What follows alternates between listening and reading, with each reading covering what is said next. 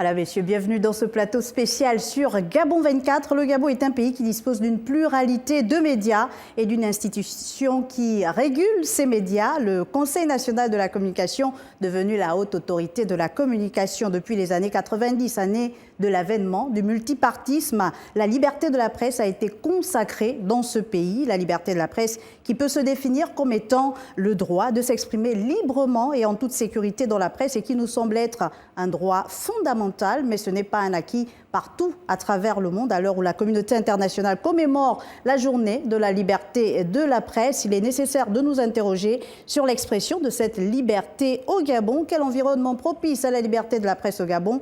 Pour répondre à cette problématique, je suis avec Jean-François Mouakangonga, conseiller membre et porte-parole de la Haute Autorité de la Communication, Edgar Ndiébi Doukaga, journaliste à Gabon Première, et Télésphore Obamgomo, journaliste et président de l'Organisation patronale des médias du Gabon. Messieurs, bienvenue dans ce plateau spécial sur Gabon 24.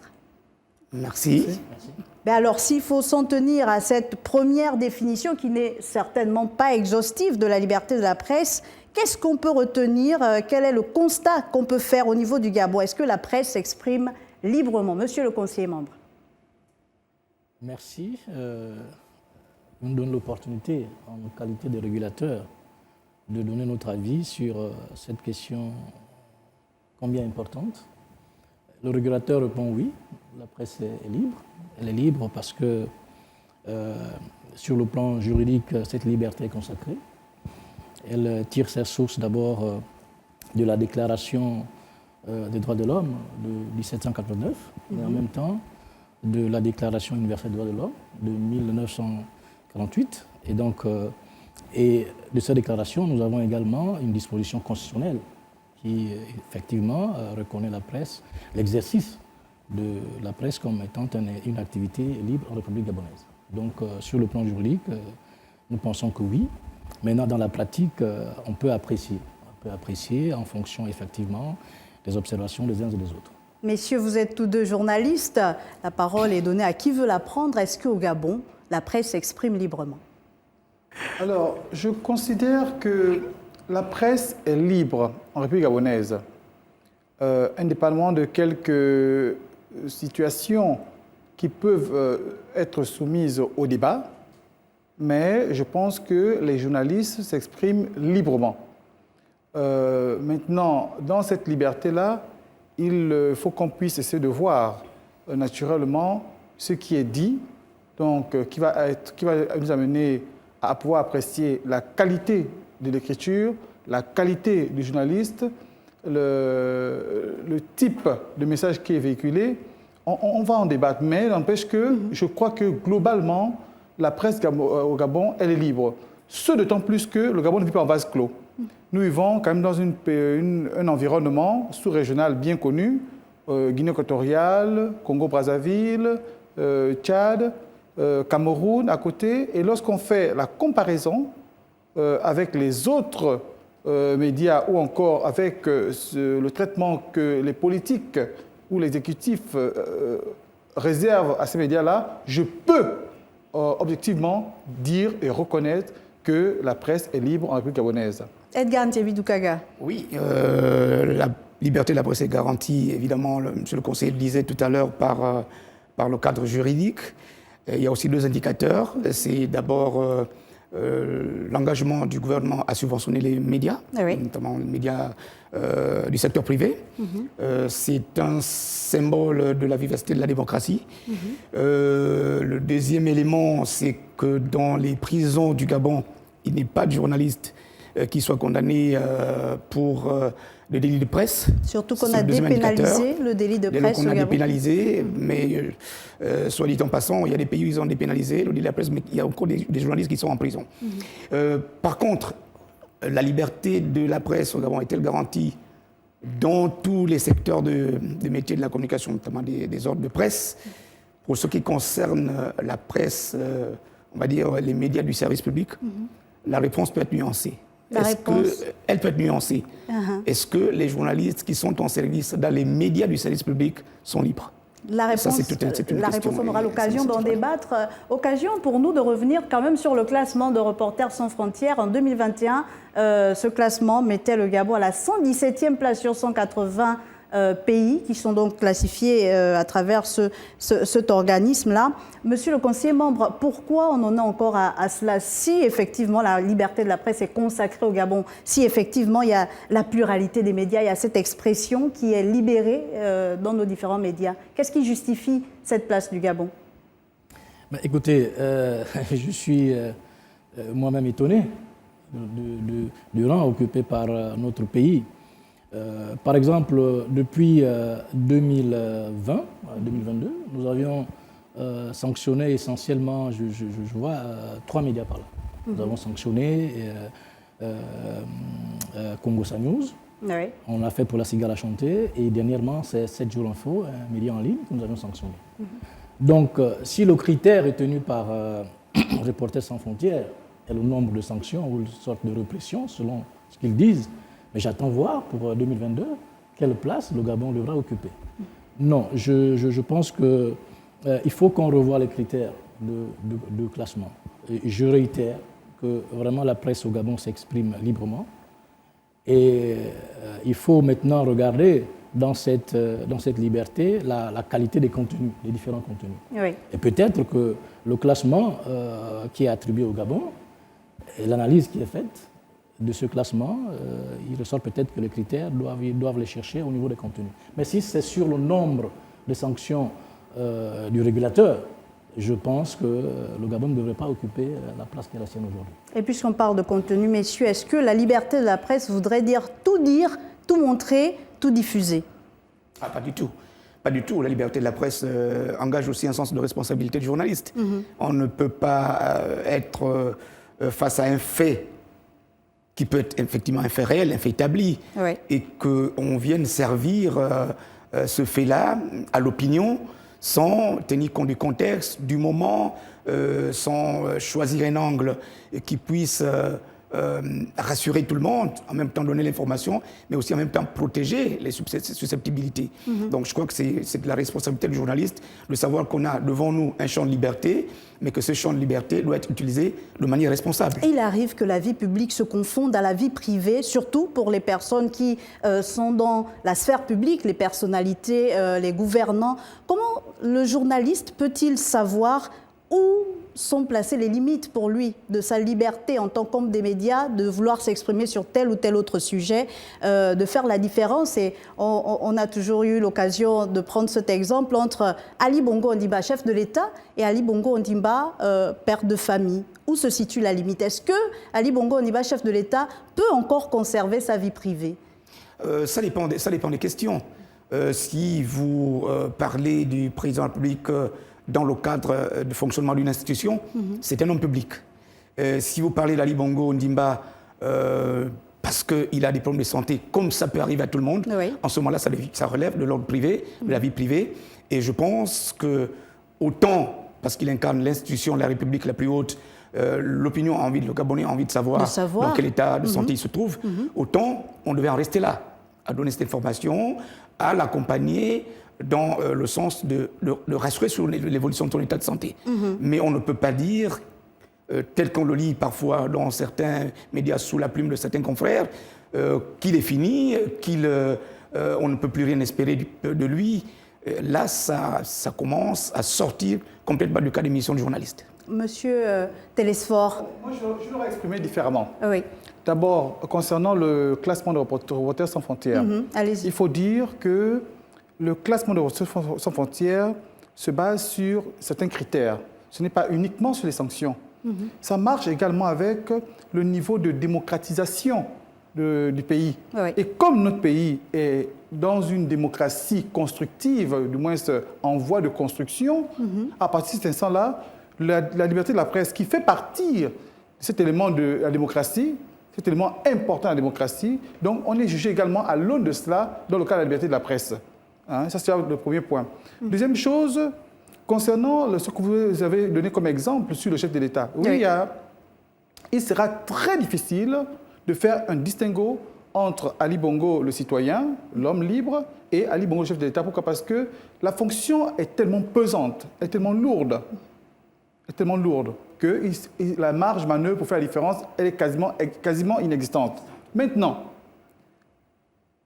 ce n'est qu'un journaliste formé, un journaliste compétent, un journaliste qui a le sens de la responsabilité, comme l'a dit Elgar, et surtout le sens du respect de la déontologie journalistique, ne peut pas se permettre d'écrire tout et n'importe quoi. Ah oui. Il faut avoir ce qu'on appelle l'intelligence de la situation. Est-ce que ce que je vais dire va poser plus de tort qu'il ne va arranger la situation? À partir de là, cela appelle le journaliste à plus de responsabilité. Bon, dès qu'on a ces éléments-là, naturellement, on ne peut qu'avoir non seulement un discours de qualité, mais surtout une presse de qualité. Cela passe par quoi? Ça passe par la formation. Malheureusement, dans notre pays, il y a trop d'impostures. Et les impostures, on les lit à tous les étages. Et lorsqu'on arrive maintenant, comment on devient journaliste au Gabon? Sous d'autres cieux, on devient journaliste parce qu'on a suivi une formation, on répond à un certain nombre de critères, et puis on exerce le métier. Mais quelqu'un n'a pas terminé sa 3e année de lettres modernes, ou encore a été très bon en français en classe de terminale, il décide de rentrer dans une rédaction, faire quelques piges, et on en fait un journaliste. Je crois qu'à un moment donné, il faut arrêter ces impostures-là. À ce niveau-là, les responsabilités sont peut-être partagées déjà au niveau des médias qui recrutent ces personnes-là dites imposteurs, comme vous venez de le qualifier. Non, ce n'est pas les médias, c'est pas les médias à la base, c'est l'État. D'accord. Parce que c'est l'État qui donne la norme. C'est pourquoi je disais les responsabilités sont partagées. J'allais en venir aux conseillers membres. Je pense que si on avait commencé par dire que c'est l'État, c'est l'État d'abord qui donne la norme. Dès que l'État donne la norme, l'État surveille. Le régulateur, qui est l'autorité de la communication, veille. À partir de cet instant-là, les gens évitent de rentrer dans des positions ou des postures qui, malheureusement, mettent à mal la loi, mettent à mal le métier, tout le métier. Oui. Donc, dès qu'on a fait ce nettoyage-là, ce ménage-là, où on a dégagé, permettez-moi l'expression, toutes ces formes d'imposture, je pense qu'on aurait assaini le monde de la presse, le secteur, et on aura une presse aussi de qualité. Parce que, je sortirai par là, ce n'est pas parce qu'on sait faire un pansement qu'on devient médecin. Bien sûr. Ce n'est pas parce qu'on sait administrer un petit traitement à un malade qu'on devient médecin. Non. C'est parce qu'on a suivi une formation, c'est parce qu'on a eu à apprendre le métier, les rudiments, on a pu acquérir une certaine expérience, une expertise, et à partir de là, on exerce. Mais dans notre pays, il y a beaucoup de maladresse de ce côté-là, du moins de manquement. Monsieur le conseiller membre, on a l'impression que la HAC est tellement concentrée à jouer le rôle de gendarme qu'on lui qualifie souvent, qu'on lui donne souvent, au lieu de veiller à ce qui se constitue en tant que média déjà. Qui devrait avoir un média, qui devrait être érigé en média? Est-ce que les dossiers passent nécessairement par la HAC? Donc, à votre niveau, comment vous triez ceux qui rentrent dans le secteur? La haute autorité de la communication reçoit une délégation de l'État pour assurer ses missions de régulation. Les politiques publiques en matière de communication sont de la responsabilité du gouvernement. Et donc, le Code de la communication, qui est pratiquement le dispositif juridique de base, est l'émanation de la réflexion gouvernementale. Donc, je prends l'exemple, puisque M. Télesport Ngomo en parlait tout à l'heure, c'est le qui est journaliste et qui ne l'est pas. Mais ce code ne favorise pas déjà que nous ayons des rédactions suffisamment organisées, de telle sorte que ce qui sort soit des contenus vraiment attrayants pour le consommateur de l'information. Comment voulez-vous que nous ayons cette qualité si déjà à la base, parce que les premiers dossiers dans la composition d'une entreprise de communication, c'est de la responsabilité du ministère de la Communication. Une fois que l'entreprise a été déclarée selon la procédure normale, la classique, vous allez aux impôts, vous déclarez la création d'entreprise, vous avez la fiche circuit, et vous repartez au ministère. C'est le ministère qui regarde votre dossier. D'accord ? Et la loi dit simplement qu'un journaliste, c'est lui qui vit de l'exercice de ce métier depuis 2 ans. Bon, est-ce qu'on est sûr? Et là, je donne raison à Télésphore Ngomo, ce n'est pas parce qu'on a appris à faire un pansement qu'on devient médecin. Donc, à partir de ce moment-là, il y a déjà un véritable problème. À votre niveau, qu'est-ce que vous faites quand vous constatez cela? Nous, au niveau, parce que lorsque le dossier nous arrive, effectivement, il y a déjà le cutus du ministère. Oui. D'accord? Nous, on regarde, et le ministère a donné son cutus, nous, on regarde si tous les documents demandés y sont. D'accord? Mais il a également fait mention qu'il y ait un siège et il faut au minimum 2 journalistes dans une rédaction. Et c'est là toute la problématique. Parce que la difficulté de vérifier, c'est que les rédactions elles-mêmes n'ont pas toujours de siège. Tout à fait. Donc vous avez quelqu'un comme ça qui n'a que son ordinateur, qui crée un journal, et lorsque vous cherchez à le localiser, mais vous avez du mal à le localiser. Mais comment pourtant, ils finissent début, quand même par exercer... Et pourtant, au début, quand il arrive, il vous présente tous les documents qui sont déjà validés par le ministère. D'accord. Vous voyez, vous avez la mention du ministère de la Communication qui vous dit il y a l'agrément, et l'agrément, c'est déjà... C'est un document qui atteste effectivement que tous les documents demandés y sont. Donc il est difficile pour la haute autorité de la communication, d'accord, de remettre en cause ce quitus du gouvernement. En revanche, ce qui peut être de notre responsabilité maintenant, c'est au niveau de la vérification dans l'exercice de la fonction maintenant, l'exercice du métier. Donc il faut maintenant qu'à ce niveau, la HAC, et là ça ne va peut-être pas vous surprendre, il faut avoir des moyens. Parce que les médias ne sont pas seulement au niveau de l'Ibreville. Vous avez l'intérieur du pays, vous avez les médias communautaires, etc., etc. Il faut donner la possibilité donc à nos services techniques de s'y rendre et de faire les vérifications qui s'imposent pour savoir qui est effectivement en règle et qui ne l'est pas. Et donc vous ne faites pas ces vérifications, monsieur le conseiller membre? Non, les vérifications sont faites. Elles sont faites, mais sauf que vous le faites aujourd'hui, et le lendemain, le même journaliste qui est par exemple au journal X, d'accord, se retrouve 3 jours après dans une autre rédaction, et quand vous regardez, il y a peut-être 3 à 4 rédactions, mais c'est le même journaliste.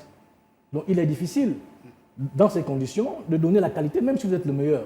Vous ne pouvez pas, puisque ce sont des publications qui sortent, par exemple, de manière hebdomadaire, vous n'êtes pas sûr que le même journaliste est capable de faire ce travail de vérification, d'appréciation, de relecture, pour que nous ayons vraiment des contenus qui donnent satisfaction à tout le monde. Voilà. Monsieur Télésphore, allez-y. Le journaliste, il peut être polyvalent, et c'est une question de capacité surtout. C'est une question de capacité. On peut très bien travailler dans plusieurs rédactions. C'est une profession libérale. Voilà. On peut travailler dans plusieurs rédactions, mais et fournir un travail de qualité. Le sujet de fond par rapport à ce qui est posé comme problème n'est pas celui-là. C'est-à-dire qu'on ne va pas remettre en cause la compétence d'un journaliste parce qu'il travaillerait pour 3 ou 4 ou 5 rédactions. Non, c'est l'un des éléments. Que je recuse d'ailleurs. Voilà. C'est le seul élément que je recuse. Le reste, j'étais d'accord avec vous. Mais celui-là, je suis en désaccord parce que je considère que la compétence de quelqu'un ne peut pas être remise en cause parce qu'il travaillerait pour 3 ou 4 ou 5 rédactions. Non. Maintenant, vous avez parlé tout à l'heure des médias qui n'ont pas parfois de siège. J'ai toujours contesté, j'ai toujours refusé cette manière de voir parce qu'elle n'est pas... Elle ne rentre pas dans les cornes de ce qu'on appellerait le temps moderne. On peut très bien ne pas avoir un siège, disons-le comme ça, un siège et produire un travail de qualité. Oui. Je pense que la législation prévaut en fait que dans la création d'une société de presse, qu'on ait un siège. Mais je suis justement donc il faut rester cohérent. C'est quoi j'ai dit? Monsieur Edgar, c'est pour ça que aujourd'hui, effectivement, l'évolution je suis en train de contester ces dispositions. Ah oui, d'accord, oui. Voilà. Je suis en train de contester parce que qu'est-ce qu'on recherche? Parce que ce sont des sociétés. Toutes sociétés doivent avoir un siège. Qu'est-ce qu'on recherche? On recherche la qualité, on recherche la compétence. Est-ce que c'est parce qu'on a un siège qu'on fait un travail de qualité? La preuve, on a plusieurs journaux qui ont des sièges, mais qui produisent un travail qui n'est pas de qualité. Oui, mais ça aussi. C'est pourquoi je dis que si on va déjà sur la base des textes, les textes méritent d'être revus. Le conseiller me l'a dit, je le soutiens. Un journaliste, celui qui vit pendant 2 ans de ses productions dans une rédaction. Je considère que ce n'est pas ça, être journaliste. C'est le texte qui, à la base, qui n'est pas bon. Comme je dis bien, également pour le texte, que lorsqu'on me dit qu'il faut avoir un siège, en quoi posséder un siège donne un travail de qualité? En quoi? Je refuse, surtout quand c'est un travail comme celui de métier de journalisme. On peut très bien être chez soi, devant son ordinateur, remplir tous les critères. Permettez-moi, je pense que je vais quand même jeter un peu de fleurs. Moi, je considère que je fais un travail de qualité, pourtant, je n'ai plus de siège en tant que tel. Pas que je prêche ma paroisse, mais je dis bien que je mets quiconque au défi aujourd'hui de vouloir mettre à défaut mon travail en tant que journaliste. Plusieurs fois, la HAC nous a fait l'honneur, nous a fait le plaisir de nous inviter pour échanger sur ces questions-là. Et ce sont des réalités que nous avons toujours posées sur la table. Nous disons, mais il faut revoir les textes. Oui. Ces textes nous paraissent dépassés. Et je me vois mal en train de venir honorer, sinon respecter, quelque chose que j'estime inadapté à nos réalités. Et pour revenir au thème qui nous réunit ici, messieurs, l'un des facteurs donc, de la liberté de la presse, c'est aussi le statut du journaliste qui est entre griffes défini dans le Code de la communication que nous décrions un peu ici. Or, au Gabon, certains journalistes, monsieur le conseiller membre, vous n'allez pas le nier, sont sous-payés et parfois employés sans contrat de travail. Et donc, ils sont surtout souvent dans la presse privée. La carte professionnelle, à un moment, existait, elle n'existe plus. Et quand elle existait, même, elle ne leur offre aucun avantage. Est-ce qu'on peut dire que dans un pareil environnement, la liberté de la presse est garantie? Je pense que pour qu'il y ait une liberté de presse, il faut intégrer un certain nombre de variables. Il y a la variable juridique, tout à l'heure j'en ai évoqué. Il faut qu'on parle également de la variable politique, l'environnement. Oui. Il faut qu'on parle également de la variable économique et financière. Et le constat est là, il est fait, il faut le reconnaître. Qu'est-ce qui rend vulnérables nos journalistes? C'est surtout, il faut le dire avec beaucoup de courage, c'est la précarité. C'est la précarité qui soumet, qui assujettit le journaliste et qui met pratiquement faible devant l'environnement politique. Oui. Donc, c'est au gouvernant, ce n'est pas l'autorité de la communication. C'est vrai, on peut mener des réflexions pour encourager le gouvernement à faire des efforts dans le statut des journalistes. Parce que j'apprends que ce statut est sur la table. Tant qu'on ne va pas améliorer cet environnement pour que le journaliste puisse effectivement vivre de son métier. Mais on va l'améliorer quand, monsieur le conseiller membre? Nous sommes en 2022 et jusqu'à présent, le journaliste n'a aucun statut au Gabon. Mais écoutez, vous avez une organisation, vous avez des mouvements qui défendent les intérêts des communicateurs. D'accord? Le régulateur a une matière qui est déjà là, qui est précise. Le régulateur ne va pas présenter une requête au gouvernement pour dire, bon, monsieur les membres du gouvernement, madame le Premier ministre, nous souhaitons que le statut des journalistes soit valorisé. D'accord? Ça, c'est de la responsabilité de votre corporation. De la corporation. D'accord? Mettez sur la table, sur les moyens légaux, les discussions, d'accord, entamées avec le gouvernement pour que ces démarches-là puissent aboutir. Et le pavé est lancé. Vous avez effectivement, il Oui. faut le dire, vous pouvez avoir le soutien du régulateur qui est au fait de la situation. Ça ne nous fait pas du tout plaisir de constater que certains rendus de presse soient biaisés simplement au motif qu'on profite de la précarité de certains communicateurs. Peut-être même une volonté affichée de garder, maintenir le journaliste dans cette précarité-là. Messieurs, est-ce qu'on peut parler de liberté de presse au Gabon quand on n'a même pas une convention collective au niveau du secteur? Bon, moi j'ai l'avantage d'avoir dirigé le syndicat, le CIPOCOM, pendant 7 mois. J'ai le souvenir, comme si c'était hier, d'avoir travaillé pendant des jours, parfois même la nuit, pour proposer un projet de statut particulier des communicateurs. Parce qu'il en existait à l'époque sous l'ancien ministre Adiaino, Jacques. D'accord. Ce statut existait.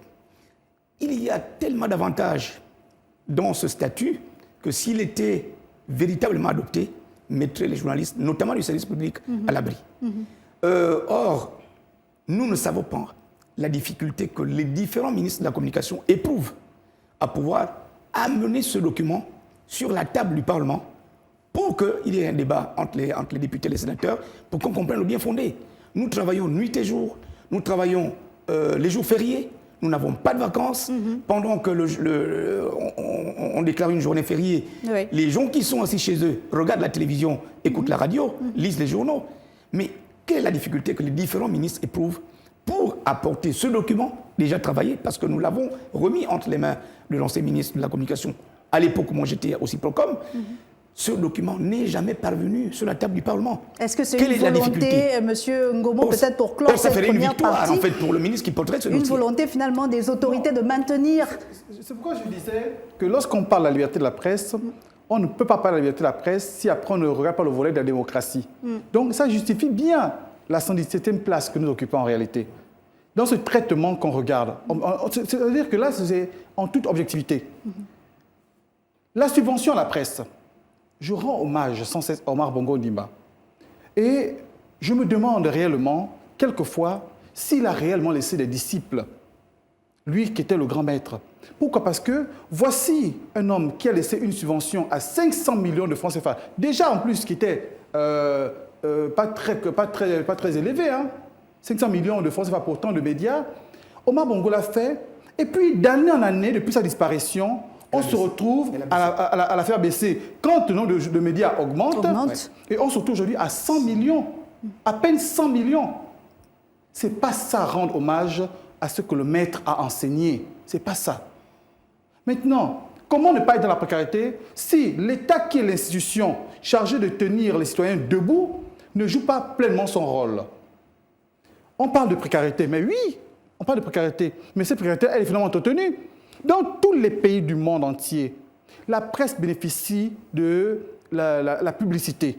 Mais pourquoi au Gabon, on a du mal à avoir la publicité? Il n'y a que les médias en plus, déjà bien subventionnés par l'État, en l'occurrence l'Union, prenons l'exemple, qui bénéficient du monde de subvention, quand déjà d'autres médias ne l'ont pas. Nous, on n'a pas accès à la publicité. Pour quelles raisons? Pour des raisons politiques. On estime que quand on dit quelque chose sur le gouvernement, on dit quelque chose sur le pouvoir en place qui semble ne pas arranger, on est contre. Mais ce n'est pas vrai. Ce n'est pas parce qu'on dit quelque chose qui ne vous arrange pas, ça veut dire qu'on est contre vous. Donc, moi, je demande à ce qu'on puisse intégrer la presse privée dans le cadre de la publicité. Et à partir de là, les médias éviteront d'être pauvres, les journalistes éviteront d'être précaires. Et puis maintenant, je pense qu'on aura peut-être aussi un travail de meilleure qualité. On évitera des contenus de qualité. On tuera le mercenariat, parce que ce qu'il y a aujourd'hui, c'est du mercenariat. Oui. Ce n'est plus du journalisme. Un ministre n'est pas d'accord avec un autre, il va financer un média. Et ce n'est pas ça. On est en train de tuer notre métier, alors que c'est le métier le plus noble. Je terminerai par une chose en disant, rapidement, je continuerai à dire que je suis adepte de la philosophie rocardienne de la communication, de la presse. Il disait, la presse ne doit plus être considérée comme le quatrième pouvoir, mais comme le premier des pouvoirs. Pourquoi? Parce qu'il a la capacité de faire et de défaire tous les autres pouvoirs, législatifs, exécutifs et judiciaires. Et ce sera votre dernier mot. Merci beaucoup à vous, Télésphore Obamgomo. Je rappelle que vous êtes journaliste et président de l'Organisation patronale des médias du Gabon. Vous allez nous quitter dans cette première partie. À la deuxième partie, nous retrouverons M. Edgar Ndiébi-Doukaga, journaliste à Gabon Première, et M. Jean-François Mouaka Ngonga, conseiller membre et porte-parole de la Haute Autorité de la Communication. À tout de suite.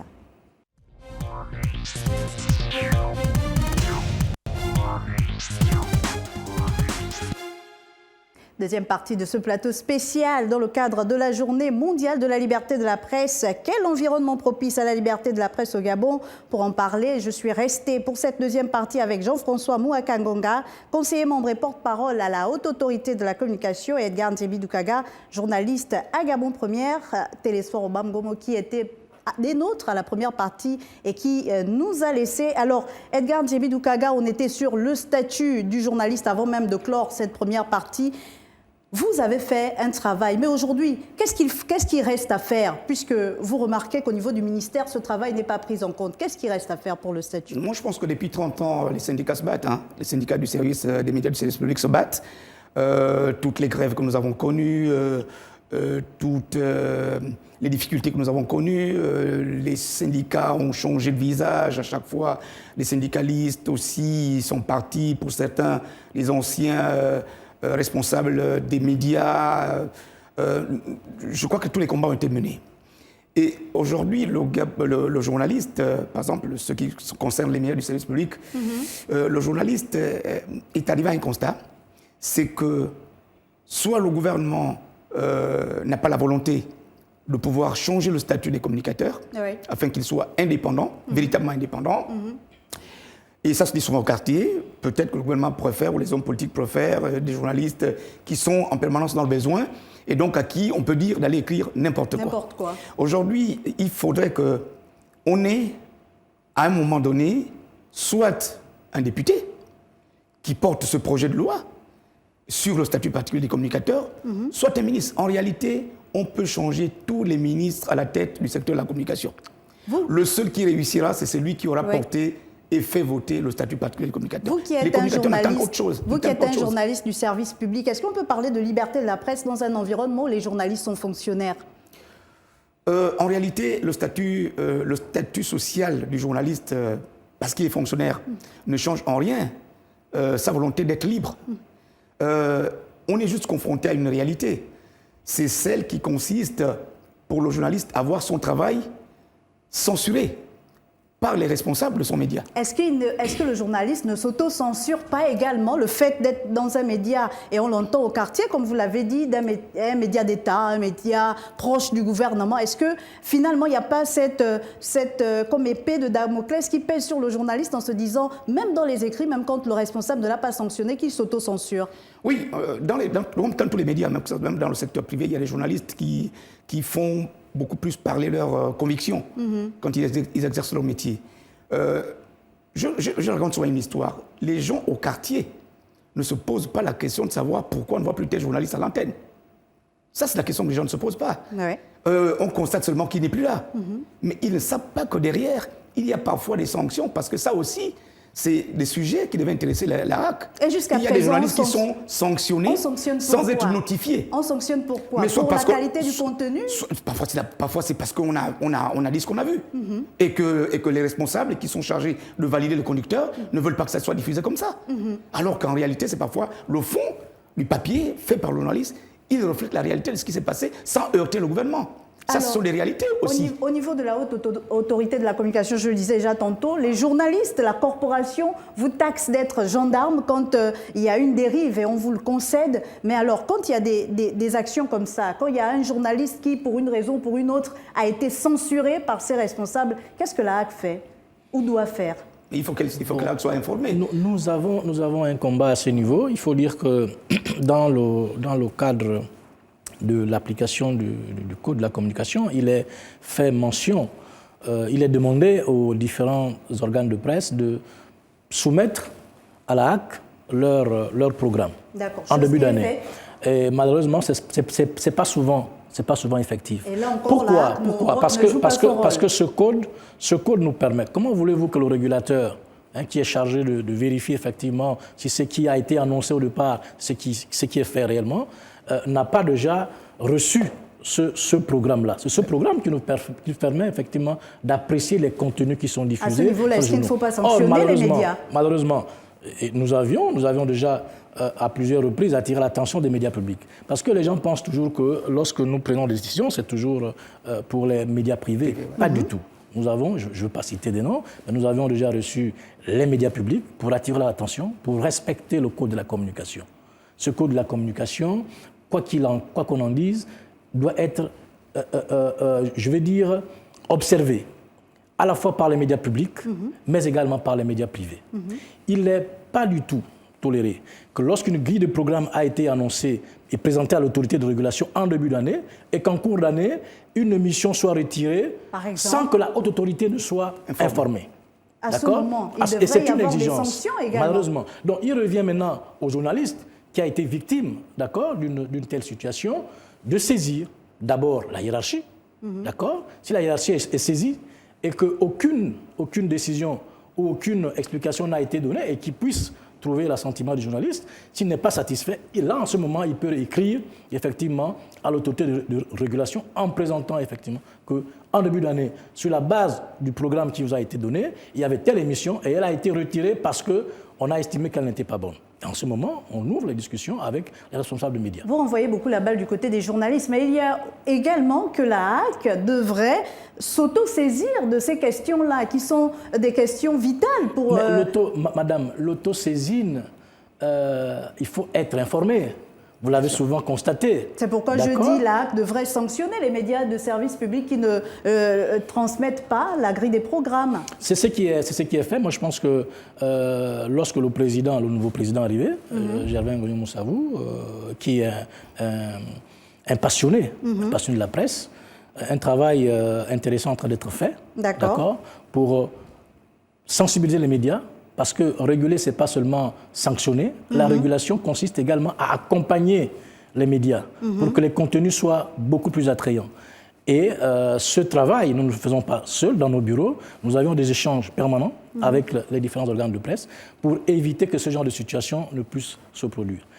Qu'ils soient rassurés, lorsque la haute autorité de la communication est saisie et que les faits qui sont reprochés à une rédaction sont vraiment avérés, il y a forcément des mesures qui peuvent être prises pour essayer de Alors, par la corporation, la HAC est accusée, à tort ou à raison, vous allez nous le dire, d'exercer une sorte de censure excessive. Vous nous avez dit, pour l'année dernière, il y a eu, je pense, 3 médias qui ont été sanctionnés, mais on a l'impression que cette HAC-là, on a pris le cas des émissions qui sont auto-censurées dans les organes, ne joue pas son rôle. Donc quand il faut ramener ces émissions à l'antenne, ne joue pas son rôle. Lorsqu'il faut peut-être former également ces journalistes qui dérapent, mais c'est comme si elle veillait à censurer, à taper, à cogner. Est-ce que cela fait naître un certain environnement propice à la liberté de la presse, sinon le contraire?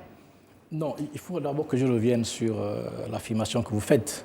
Non, dès lors que l'autorité de régulation n'est pas informée, on ne peut pas s'autosaisir. Il faut connaître l'information. D'accord. Il n'y a pas une volonté délibérée pour la HAC de mettre en difficulté les professionnels des médias. Il n'y a aucune disposition, que ce soit au niveau du code ou au niveau de l'ordonnance portant création de la HAC, qui érige les conseillers membres, le collège des membres, contre les professionnels de la communication. Absolument pas du tout. Par contre, pour ce qui est des fake news, des mauvaises nouvelles ou des informations qui ne sont pas du tout autorisées par rapport à l'éthique et à la déontologie, en ce moment, la HAC ne laisse pas passer. Maintenant, la question que vous évoquez, nous avions une organisation de telle sorte que lorsqu'il y a une saisine, madame, il y a un débat contradictoire. Oui. D'accord? Et ce débat contradictoire nous amène effectivement à aller en profondeur, que dans le fond, d'accord, que sur la forme de ce qui a été posé sur la table des conseillers membres.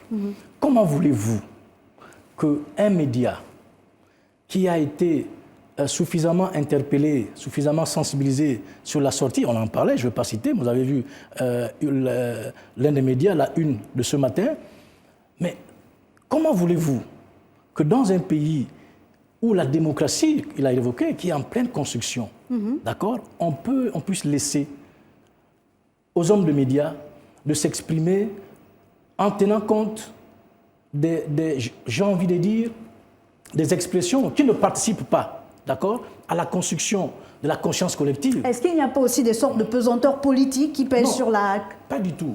Pas du tout. Il n'y a aucune pesanteur politique. Ce qu'il faut dire et que les journalistes doivent comprendre, ils sont responsables de ce qu'ils disent. Il ne faut pas oublier que votre rôle participe à la construction de la conscience collective. Bien sûr. Lorsqu'une information déroute et désoriente l'information, voilà, lorsqu'une information affirmée par une presse est tout à fait en dehors des valeurs que nous prenons. Quelles valeurs, monsieur le conseiller membre? L'éthique, par exemple. Est-ce que vous trouvez normal que pour passer une information, on est obligé d'insulter, on est obligé de calomnier?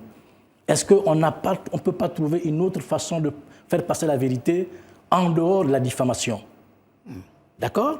Ils sont nombreux, vos collègues, qui sont convoqués à la haute autorité de la communication, à qui nous avions demandé de venir pour faire ce travail. Ils affirment, nous repartons. Parce qu'il faut dire que lorsqu'il y a une saisine, vous repartez pour préparer votre mémoire de défense. Lorsqu'ils reviennent, on a dit, bon, vous avez eu 15 jours pour nous apporter les preuves de vos affirmations. Non, moi, je n'ai pas de preuves. Moi, c'est vrai, mais dans mon métier, on m'interdit à moi de révéler mes sources. Oui. Entre nous. Que voulez-vous qu'on dise? Puisque vous avez dit que M. Edgar Nzengi Lukaga vient de sortir de la banque avec un monsieur, avec de l'argent, etc., etc. Maintenant, on vous dit à quelle heure, vous ne savez pas. Avec qui il était, vous ne donnez pas le nom. Finalement, vous laissez que la personnalité de M. Lukaga soit complètement laissée à la vanité populaire comme ça. Oui, non, je voulais juste poser la question, monsieur le conseiller membre. Est-ce que l'absence de, disons, le devoir du journaliste à protéger sa source vous interdit, vous, de recouper l'information? Parce que le journaliste, moi, je peux dire, je peux annoncer une information, dire que j'ai bien vu quelqu'un sortir de la banque avec un sac noir, et que je viens de vous dire, je ne peux pas vous dire qui m'a dit ça. Mais vous avez aussi la possibilité de vérifier si ce monsieur est bien allé à la banque, est bien sorti avec un sac noir. Pourquoi systématiquement donner l'impression en fait que la presse est gourée juste parce qu'il a protégé ça, parce qu'elle a protégé sa source? Non, là, je donne la situation de ceux qui ont été en difficulté et qui ont qui ont écopé d'une sanction. D'accord. Mais madame, je vous faisais tout à l'heure les statistiques de 2020 à 2023, 3 sanctions. Mais la plupart du temps, nous avons une réunion, d'accord, tous les mercredis. Nous avons une plénière tous les mercredis. Oui. Et je vous assure qu'on a plus de conciliation, plus j'ai envie de dire, on a plus de situations qu'on ramène d'accord, à la compréhension que des sanctions que nous prenons. Comme je le disais tout à l'heure, nous ne gagnons pas du tout en ayant une presse en difficulté. Nous n'avons pas à faire des statistiques uniquement bâties sur la base de la sanction. Les sanctions. Pas du tout. Notre devoir à nous, c'est d'abord d'accompagner, d'accord, d'éveiller les consciences pour que les communicateurs, les journalistes ne soient pas forcément devant des situations qui amènent la haute autorité de la communication à sévir. Mais il y a également une autre réalité, monsieur le conseiller membre et Edgar Ntchebi-Doukaga, c'est qu'en parlant de contenu vérifié, avéré, il y a que certains hommes de médias au Gabon ont la difficulté réelle d'avoir accès aux sources de l'information. Est-ce qu'elle ne constitue pas, cette difficulté, une entrave à la liberté de la presse? Non, la rétention est systématiquement une entrave à la liberté. Dès qu'on opte pour la rétention de l'information, ce qui est le cas, c'est qui est le cas pour la plupart des membres du gouvernement. Les membres du gouvernement, pour majorité, préfèrent communiquer quand ce sont eux qui appellent la presse.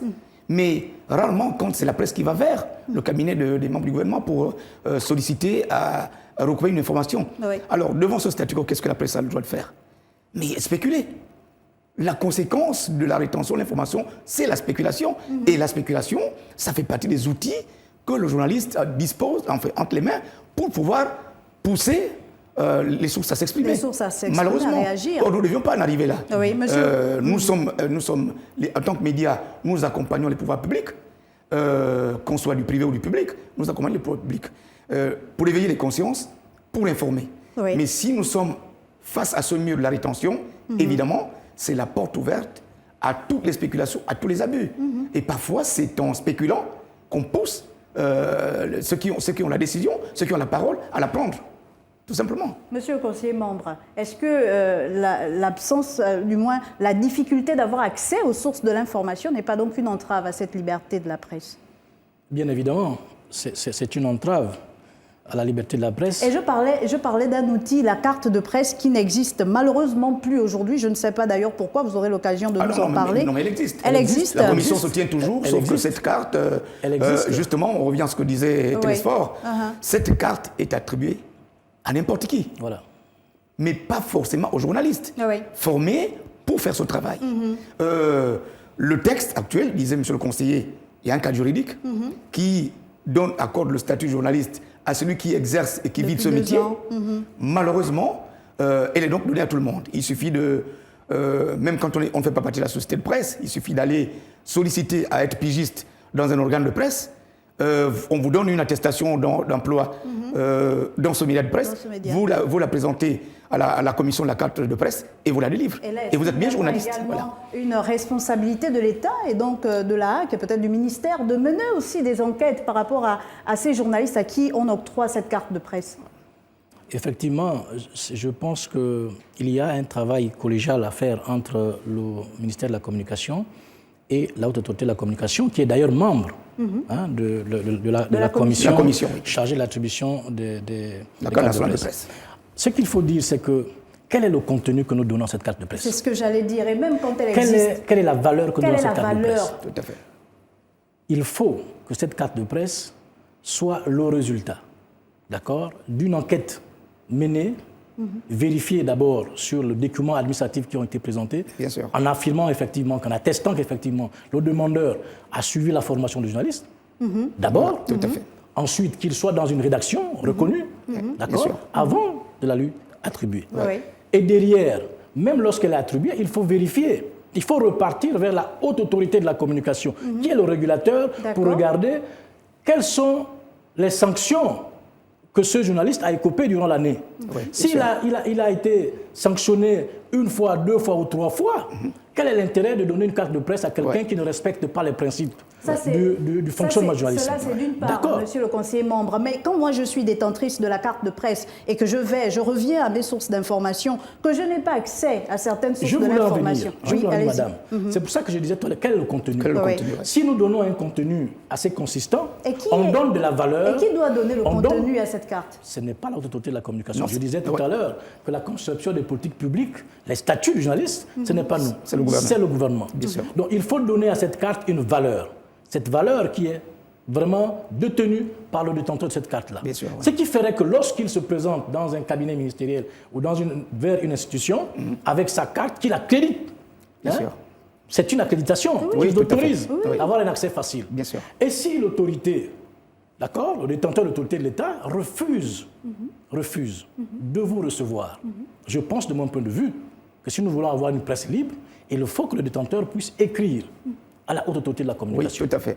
D'accord? Et à nous maintenant de faire observer cela, d'accord, à la personne qui a fermé les portes, parce que chercher l'information, c'est un droit, en fait, c'est un devoir. C'est un droit d'abord et un droit pour les journalistes. Parce qu'ils ne le font pas pour eux, ils le font pour le peuple. Oui, bien sûr. Les populations, chacun de nous ne peut pas aller dans un ministère pour demander une information. C'est par le biais des journalistes qu'on arrive à découvrir que telle information a été donnée à tel niveau, telle activité a été menée à tel niveau. D'accord? Donc, il faut qu'on s'asseye tous ensemble pour requalifier d'accord, les contenus de la carte de presse. Bien sûr, pour l'instant, de mon point de vue, on la donne, mais elle sert effectivement à quoi? Mais alors, messieurs, il y a eu les États généraux de la communication où tout le monde s'est assis pour discuter de ces problèmes. C'est vrai, pas que de la presse, il y avait également le cinéma, etc. Mais on sort de là avec un code de la communication qui a, entre griffes, été revu en intégrant notamment les médias, les nouveaux médias, les médias numériques. On sort de là, nous sommes en 2022, des années après, 7 ans, je pense que c'était en 2015, 7 ans après, on en est encore à discuter de ces mêmes problèmes. Est-ce que finalement les États généraux de la communication étaient un échec? Mais bien sûr, c'est un échec. C'est un échec parce qu'en réalité, ce qui sort de ces États généraux de la communication n'intéresse pas grand monde dans le milieu de la communication. Parce que nous n'avons il n'y a aucun effet positif. Jusqu'à maintenant, ça fait 7 ans, vous avez dit. Aujourd'hui, personne ne ressent les effets des conclusions des États généraux de la... Donc, à partir de ce moment-là, pour revenir au contenu de la carte de presse, au lieu qu'on paye tous ces jetons de présence aux membres de la Commission nationale de la carte de presse, qui se tient parfois pendant 15 jours, parce qu'ils sont payés pour ça. Ils sont payés pour ça. Et qu'ils ne se contentent pendant les 15 jours que de délivrer cette carte, mais avec une telle légèreté, sans véritablement savoir qui est journaliste. En réalité, la Commission devait tout à gagner à consacrer une session pour redéfinir le contenu de cette carte de presse. À l'origine, lorsqu'elle a été créée, il était prévu que les communicateurs, par cette carte, aient non seulement le droit, l'accès facile à l'information, mais aussi un certain nombre d'avantages. Notamment, on avait parlé des réductions dans les centres commerciaux, on a parlé des réductions dans les hôpitaux, parce que nous faisons un travail difficile et qu'on peut être atteint par un coup de barre, et qu'on va rapidement dans une clinique, on peut avoir au moins une réduction. Voilà, donc en fait, il y avait tout un paquet qui était prévu, un paquet d'avantages sociaux, qui était prévu dans l'attribution de cette carte. Mais aujourd'hui, elle est vide, complètement. Ce qui fait que, d'année en année, cette commission reçoit moins de monde. Nous, même dans les médias du service public, faites le tour. Demandez combien de journalistes, combien de caméramans, combien de techniciens ont cette carte. On lui accorde peu de crédit. Bien sûr, parce qu'en réalité, il vaut mieux aller, par exemple, quand vous allez dans un cabinet de ministre, il vaut mieux aller avec votre carte de Gabon 24 que d'aller avec la carte de presse. Parce qu'en réalité, elle ne vous donne pas plus d'avantages que votre carte professionnelle, votre carte du média. Donc aujourd'hui, le conseiller l'a dit, je pense qu'il faut, peut-être que là aussi c'est une occasion pour la HAC, de pouvoir interpeller la tutelle sur le fait qu'on doit redéfinir le contenu, parce que la mission que vous avez aussi, c'est celle de faire en sorte que les journalistes et les communicateurs se sentent bien. Pas seulement que de leur dire ce qu'il y a lieu de faire pour éveiller les consciences ou qu'il n'y a pas, mais aussi vous battre pour améliorer leurs conditions de vie et de travail. Monsieur le conseiller, membre des États généraux de la communication, qui sont donc restés de l'avis d'Edgar Ntyebi-Doukaga, lettre morte. Finalement, est-ce que l'environnement au Gabon est-il propice à l'expression de la liberté de la presse? Écoutez, l'environnement en général, je veux dire, oui, mais il faut avoir le courage de reconnaître qu'il y a quand même un certain nombre de difficultés. Il en évoquait déjà, d'accord, l'accès à l'information. Et là, on est dans un cadre, vraiment un environnement politique, d'accord. Mais il y a également l'environnement professionnel lui-même, d'accord. Et j'en parlais tout à l'heure, c'est la formation. La formation. Vous ne pouvez pas avoir une presse libre et compter essentiellement sur des gens parce qu'ils vivent du métier et avoir une presse libre. Parce que la liberté, c'est quoi, madame? La liberté ne se limite pas essentiellement de dire parce que vous avez envie de dire ou d'écrire. La liberté nous amène à un devoir de responsabilité. Bien sûr. La responsabilité de véhiculer une information qui apporte de la qualité dans l'appréciation ou dans le jugement que les populations ont de la gestion de la chose publique. Bien sûr. Effectivement. À partir du moment où vous n'avez pas tous ces éléments-là, on ne parle pas de liberté. D'accord? Elle est en pleine construction, cette liberté. Pourquoi? Parce que nous sommes une jeune démocratie. Télésphore le disait tout à l'heure, la liberté de la presse, la liberté d'expression, la liberté d'opinion va de pair avec le développement de la démocratie. Dès lors que quelques concepts de démocratisation de notre environnement en général sont encore à un niveau précaire, à un niveau primaire, on a du mal vraiment à avoir une presse totalement épanouie, totalement développée. Mais ça, c'est un travail de longue haleine. En tant que régulateur, nous attirons l'attention des gouvernants. Et vous voyez bien qu'il n'y a pas que les communications que nous faisons. Il y a également des communications classiques, administratives, des correspondances, et que nous saisissons chaque jour, qui le gouvernement, qui la Cour constitutionnelle, qui le Parlement, pour essayer de revoir un certain nombre de choses, pour améliorer l'environnement. En tant que régulateur, vous avez un gros rôle à jouer. Tout à fait, parce que nous, en tant que régulateurs, ce n'est pas nous qui faisons les lois. Bien sûr. D'accord? Ce n'est pas nous qui faisons les décrets. S'il y a des modifications à faire, on doit suggérer au gouvernement, pour ce qui est de la loi, le gouvernement porte, d'accord, pour qu'elle soit effectivement adoptée au niveau du Parlement. Bon, pour ce qui est des décrets, ils peuvent être pris en conseil des ministres. Rapidement, avant de terminer, messieurs. Oui, allez-y, monsieur le conseiller. Non, j'étais en train de conclure en disant que ce travail de liberté n'est pas seulement une préoccupation des spécialistes ou bien des communicateurs, des journalistes. C'est une préoccupation qui doit être vraiment j'ai envie de dire, prise en compte par l'ensemble des acteurs, à la fois les politiques, à la fois les hommes de médias, donc eux-mêmes, et le régulateur que nous sommes. Et ce combat nécessite vraiment, pour nous, une prise de conscience. Sinon, au moment où nous avions accepté l'ouverture des frontières, je parle de notre pays, l'ouverture des frontières, nous serons obligés de consommer ce qui vient de l'extérieur. Parce que l'information, c'est aussi un bien. Bien sûr. Quand j'achète le journal, j'achète l'information. Et si l'information qui m'est donnée au niveau national n'est pas de qualité, je suis obligé d'acheter celle qui vient du Cameroun, celle qui vient de la Guinée équatoriale, et c'est dommage pour notre presse. Le thème de cette année, retenu pour la Journée mondiale de la liberté de la presse, le journalisme sous l'emprise du numérique. Peut-être un mot rapidement, messieurs, avant de clore notre émission. Très bien. Oui, c'est-à-dire qu'aujourd'hui, la liberté de la presse ne peut plus s'exercer sans tenir compte des nouveaux supports. Le numérique, aujourd'hui, est le média, on va dire, le plus spontané pour partager l'information, mais de manière virale. Les médias traditionnels ont leur rôle à jouer, parce que derrière, il y a toute une histoire. Mais aujourd'hui, un média qui ne s'adapte pas au support numérique est largué complètement. Aujourd'hui, nous ne pouvons plus exploiter une chaîne de télévision, exploiter une chaîne de radio, exploiter une presse écrite sans avoir le support numérique. C'est impossible. Puisque nous, permettez-moi juste une minute, profitant de la présence du conseiller porte-parole, vous avez dit tout à l'heure que les grilles des programmes ne vous sont pas parvenues, mais il y a ceux qui relèvent aussi du quotidien. Est-ce que il vous arrive de remarquer, en termes de diversité de l'opinion, sur les antennes, par exemple, des radios de télévision, que l'opposition n'existe pas? Est-ce qu'il vous arrive? Ça aussi, ce n'est pas difficile à remarquer. Que vous avez pris un volume de 10 journaux, disons, de lundi à dimanche, vous avez regardé le 20h, et que vous avez constaté que l'opposition est inexistante. Mais l'opposition, ça aussi, ça peut se constater. On n'a pas besoin de vous saisir pour ça. Effectivement, il y a cette préoccupation, d'accord, celle de l'abondance de l'actualité politique qui peut concerner un bord. Mais il y a aussi le fait que la diversité, d'accord, d'opinion, la liberté, la diversité d'expression ne doit pas se limiter seulement à l'offre politique. Et j'ai eu l'occasion de le rappeler déjà aux médias publics. Lorsqu'on compile pour un journal de 20 heures, par exemple, l'information politique, on était à Mabanda, on était en Ndendé, on était en Bigo. Et on a parlé du 54e on dit que c'est du Parti démocratique on pense que c'est la gabonais. diversité, ce n'est pas ça la diversité. Non, la diversité consiste, dans un journal, par exemple, ou dans une édition, de passer de l'information culturelle à l'information politique, de l'information politique à l'information sociale. C'est ça la diversité.